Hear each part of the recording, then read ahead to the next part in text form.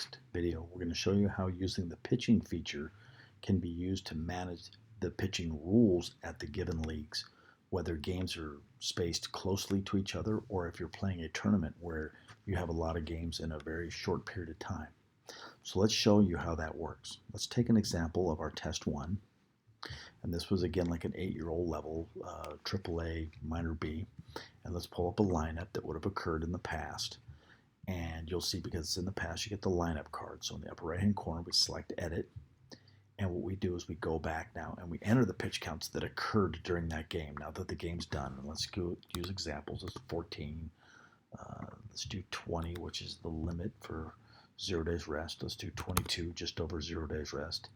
Let's do 35, the end of 1 day's rest. 37, just over 1 day's rest, 37. And then let's do a small one like 8, right? And these are examples of pitch counts that could occur on a game if you're pitching one inning, for example. And so what you're going to notice is that a feature kicks in. And you're going to see that a little green ball is going to appear, green baseball. And that green baseball basically occurs on the day of.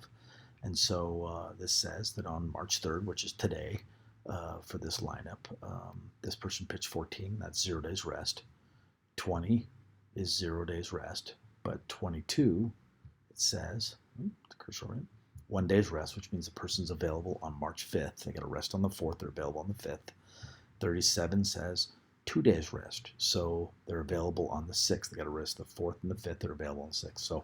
So you can see how this can be used for planning. Now this is for this one. So what I'm going to show you is some real baseball here that occurred with one of my son's teams. And so let's switch out to that team and show you a number of games that were played right next to each other. 19, 20, and 21, and I added a 22 to kind of show you the feature. But let's go into the 19th, which would be the first of this series. And this occurs again when you get to playoffs or when you're playing tournaments. And of course we hit edit, and you're going to see the pitch counts that occurred. And so this guy did 17, 0 days rest. This guy did 63 over 3 innings. So if you run the cursor, it says he will not be available till the 23rd, which is beyond our series. And then the other two are below 20.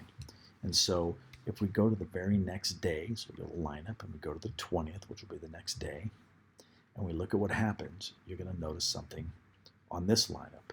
Again, we hit edit. And what you're going to notice is there's a red ball on this kid. And again, if you run your cursor over it, it'll show you the same thing. He did 63 yesterday on the 19th. He's not available to the 23rd, which means he cannot pitch today. That red ball means don't schedule him to pitch.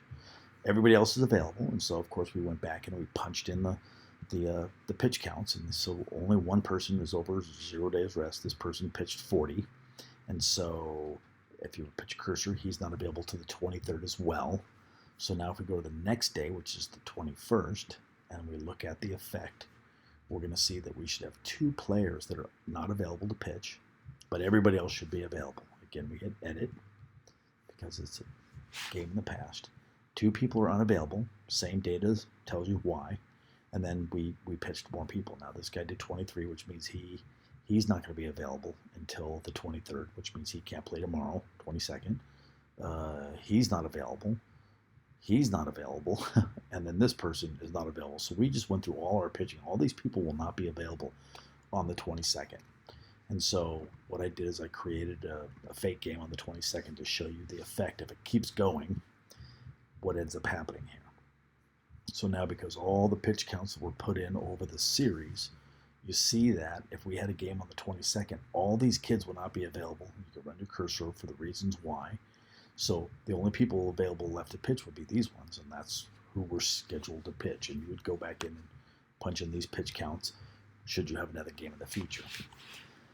So this shows you how using the pitch count capability in the lineup allows you to manage within the rules, but also allows you, with those little green balls, to plan so that if you set up 3 separate games, as an example, in advance, and put in pitch counts that you want to stay below and use them as a guide, you can manage across a tournament or a number of games to keep yourself within reason.